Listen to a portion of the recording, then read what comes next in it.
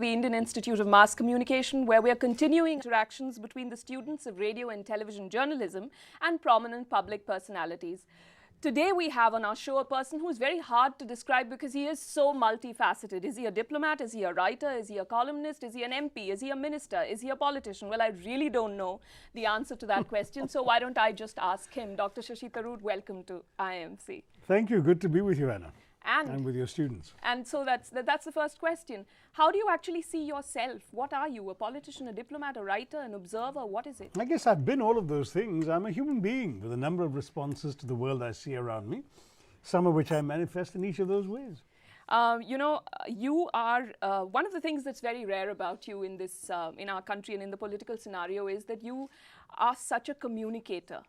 Do you think that perhaps when you came into politics in India, there was a bit of a culture shock for the public and your colleagues? And for me, I guess. We all sort of shocked each other a bit. Now, I came in having lived quite a while, as you know, in other countries.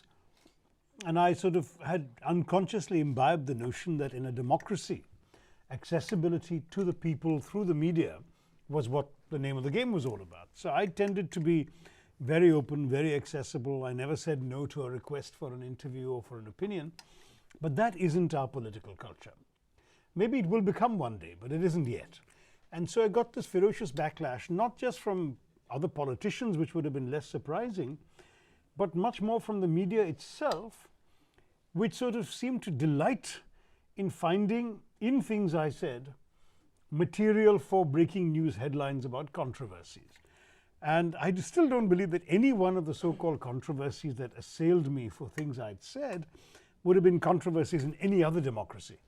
But in India, they were all big headlines, and they contributed to creating an image of me that I obviously found rather unfortunate. I'd spent 3 decades at the United Nations speaking on for the organization in every international television channel and radio channel in the world, and to print media as well. I'd appeared on BBC's Hard Talk twice for the UN. I was the UN official with the most appearances on Fox News, which was very hostile to the UN.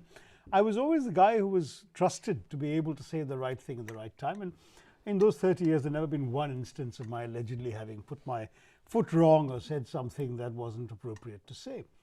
But that was in a different media environment. I had simply not bargained for the media environment here, in which commitment to fair-minded, responsible journalism was completely trumped, or is completely trumped, by the rather mad, frenetic pursuit of TRPs. So the breaking news is what was important. And that clearly, if I'd had more time here to get adjusted to it, perhaps I wouldn't have fallen into that, into the mistakes I did, but I did. And so having had my Agni Pariksha, I've become much wiser now and much more quiet. Yeah, I've noticed. I follow you on Twitter, and I've noticed that you do tweet a lot less. Your wife had also said at some point that she had advised you to tweet less. And when you got married, Mani Shankar Iyer told people that his wedding gift to you would be that he'll take away your Twitter account. Well, obviously there are people who feel that, including well-meaning friends. I mean, my wife amongst them. But I think that they're wrong. I think that Twitter is an extremely valuable medium. When I first began and all these controversies happened, I still said, look, being a pioneer is never particularly welcome in anything. The truth is, I said, within 10 years, you'll find the majority of politicians in India on Twitter. In the 3.5 years since I began first on Twitter, we've really had a huge number of politicians acquiring prominence on Twitter. Narendra Modi, the Chief Minister of Gujarat, is there, with Sushma Swaraj, the leader of the opposition, politicians of other parties. 2 or 3 government ministers have now joined me. In fact, 3 or 4, I would say, have joined me, and a number of other prominent political leaders from the ruling party. So increasingly the consciousness is that social media is here to stay. It's not implying that it's an alternative to or a substitute for all the more traditional forms of communication that are so important to politicians. Twitter is never going to end the mass rally or the TV interview. It's not going to happen. But it complements them, it adds to them, and it's important. And as more and more people discover that, my 10-year prediction may look unnecessarily long-term. Okay, but because you were talking about the media scenario, which you found a contrast to the scenario in the US, do you think also that there is a language problem? Because on the one hand, of course, the way you speak English is a strength, But on the other hand, maybe India doesn't really speak English as well as you think they do. Perhaps that's why, whether it was cattle class or interlocutor, there were people who didn't, maybe, because I remember when your response to interlocutor was that you explained the meaning of the word on Twitter. Do you think there was, you failed to understand that people didn't entirely grasp the language you were using? Well, I mean, there's first of all the legitimate areas for disagreement, and secondly, there is malicious distortion. In both cases, I think both happened. There is a small slice of India, certainly, that speaks English as well as I do or better. And of course, there's a very large majority percentage of India that doesn't speak English at all. Functioning in the English media, in an environment where what you say can be deliberately distorted and then translated into another language or other languages to make you look bad, is certainly fraught with pitfalls. So the journalist asked me, Mr. Tharoor, will you travel cattle class? I wasn't the one who brought the phrase into the question. The question was that. So I replied saying, yes, I will travel cattle class in solidarity with all our holy cows, which was a joke. And it was so obviously a joke, I didn't think anyone would worry about that. But the result of that joke was indeed that to this day there are people across India who think that I dismissed economy class travelers as cattle, even though it's a very common expression for the last 30 years in the Western world. And it's not even against the passengers, it's against the airlines for herding us into economy class like cattle. Now, I can explain this till I'm blue in the face, but every second day on Twitter there is some person who will attack me as a person who sort of dismissed them as cattle, and people will come up in anger and say, you consider me a cattle, and so on. And, you know, I give up, but it's going to cost me votes and it's going to cost me politically, and it's obviously a mistake I never want to make again. Interlocutor was sheer malice. It's a very common diplomatic word.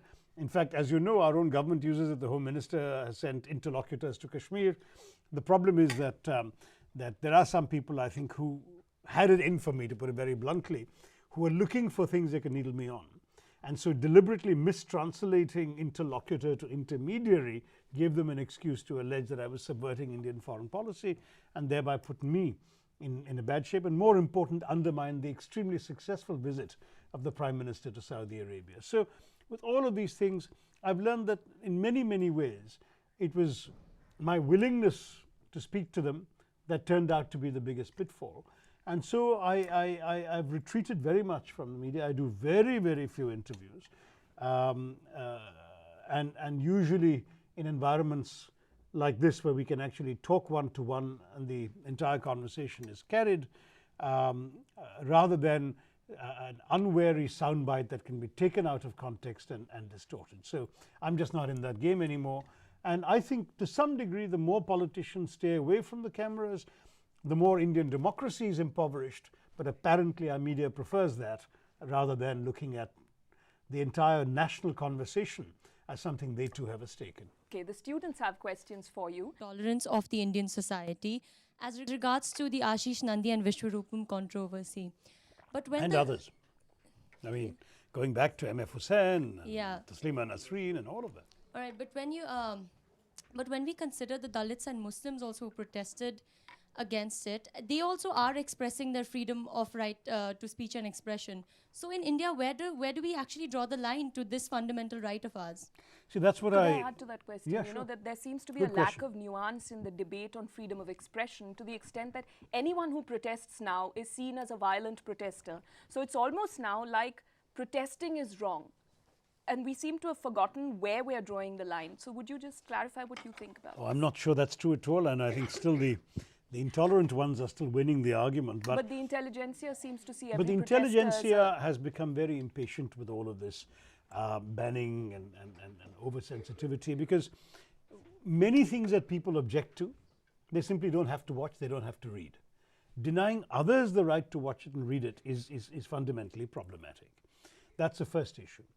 But the second issue is that, and Prashanti is right to ask the question, is that we are a very complicated society, and we haven't reached, if you like, the sort of level of social awareness, if you want, that can permit the absolutism that some free speech advocates say.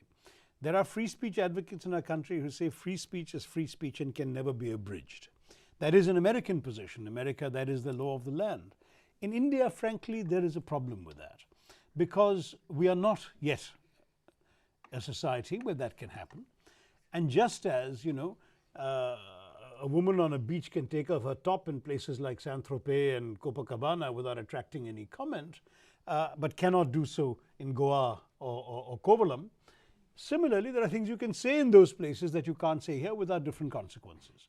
And I don't think that, to be very honest, I don't think that in India it would be responsible for any government to risk playing with sentiment to a point where there could be a breakdown in law and order. Because, you know, our governments, state governments and central government, have a responsibility to uphold the constitution and free speech.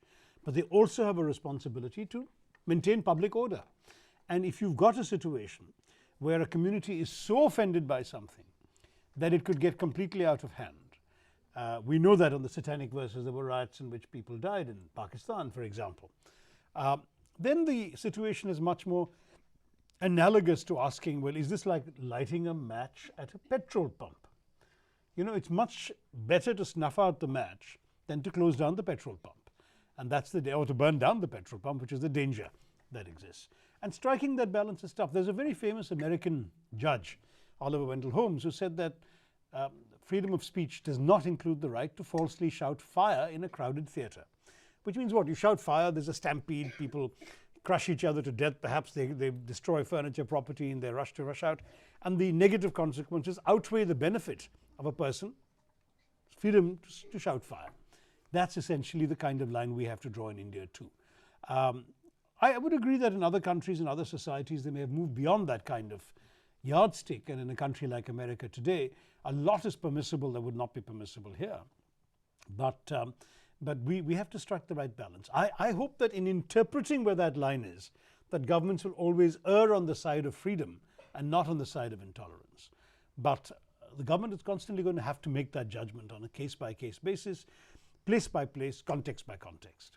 But Dr. Tharoor, I understand your point that, I mean, the example that you gave is fine because it's about spreading falsehoods. Obviously, you can't tell a lie and say my freedom of speech extends to this right. But, you know, if a protester threatens violence, then what you're saying is that freedom of speech includes the right to threaten violence if we bow to protesters who threaten violence. This is the very, very important aspect of all. First of all, on the falsehood point, we've already had an example of this with the Northeasterners panic. When there were false stories about alleged atrocities against Muslims in the Northeast, and that led to threats of reprisals and people fleeing. A lot of people lost jobs and homes in the panic that ensued. And that was a clear example of something where something that went viral on social media was actually false and was a menace to public order. But the other aspect of this is, indeed, it is the person who not only threatens but commits violence who is in violation of the law and must be punished. And the government has an obligation to track him or her down and punish them. But in the meantime, the damage is done. And the government may choose to decide it wants to prevent that damage anyway. In other words, let's say that you know, for example, that a particular work of art or cinema or whatever has caused a mob to gather in a public square to condemn it, right? Now you feel that if you stand up for the right of the artist or the filmmaker, this mob could turn violent. Later you may try and catch the perpetrator, but in the meantime a lot of damage will be done, maybe lives will be lost. What decision do you make?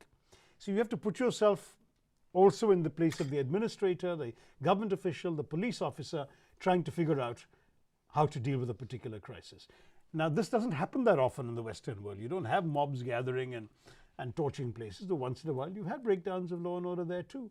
And I'm sure the authorities would wish they had figured out some way of preventing it. But the government of India and state governments seem to err on the side of violent mobs far more than they do on the side of artists. That is wrong. And this has happened repeatedly. That is wrong, and very often the governments have been proactively rushing to appease wounded sentiment, where even the arguable threat of violence is very minimal. I mean, now we've got to a point where you know, police are already in advance proclaiming their inability to protect a particular writer against imaginary threats of possible violence. That kind of thing is a shame, because then what happens is anybody who's prepared to express their intolerance or to say that our sentiments are wounded or will be wounded or whatever gets to have a veto on the normal civic, cultural and social dialogue in our country. And that would be disastrous for our democracy and should not be allowed. I see that you have become a lot more diplomatic than you used to be because you did not name the writer. Did you guys notice? All right, there's a question. There's more than one in that position. Divya Satyanarayanan. Indian celebrity to have 1 lakh followers on Twitter. So let's 16 and a half now. so 16 and a half now. It was said So the first 1.6 million, right? million. 1.6. Yeah. So, sir, how do you cope with negative responses that you get on Twitter? Like, do you respond to them or you choose to ignore them? I respond to some and I ignore some. It also depends on the nature of the response. There's some who are purely abusive and nasty and use bad language, I ignore them. But people who are making a point that either rests on a misunderstanding or involves an argument that I disagree with and want to refute, I don't say merely because they're hostile to me I shouldn't respond. In fact, I'm proud to say that if you just go and look at the Twitter feeds for me, that is, with my handle being used, you'll find every day at least 3 or 4 people who are very hostile to the government, my party and me, acknowledging, sometimes grudgingly, sometimes admiringly, that at least I engage with them, that I respond to their questions, that I'm willing to take it, that I don't just duck or block them or whatever. To me, that's the point of social media. I may not convert these people, but I do 2 things. First, by engaging with them, I make the dialogue more civil. And second, in case there's any non-sort of committed party out there who might be influenced by the passion or the argument of the other person, at least they have my answer as well, so that I too can influence their thinking. And I feel that that's rather important. I mean, we have not fully mastered in this country the art and purpose of social media, partly because, of course, governments tend to be a little more careful in what they say. Social media is a forum for instant reaction, and it tends to be something which not very many people feel comfortable with. And I can tell you that obviously what happened to me so many times has also given people pause. I mean, they feel, this chap is supposed to be good at it. Look how many controversies he got into. Do we want a controversy? Let's not risk it, that kind of thing. But there are now other politicians. I think Omar Abdullah, the Chief Minister of Jammu and Kashmir, is very, very engaging. Jay Panda, who's an opposition legislator from Orissa, an MP. You've got people who are quick and funny and clever and at the same time interesting. So even if you don't particularly care about their politics or know anything about their state or their party, you might follow them simply because they're interesting. That's the side benefit to a politician, is that people will follow them out of just curiosity or interest, even to idle away the time, but in the process they get their message across. I remember, but the question is, Dr. Tharoor, is it really worth it? Because I remember a Tamil film actor telling me that he will never be on Twitter because he said, what's to stop my rival stars' fan clubs from bombarding me with abusive tweets? And I may not respond, but it's messing up my head. Surely every time you get abused, it upsets you for at least 1 second. Is it worth it?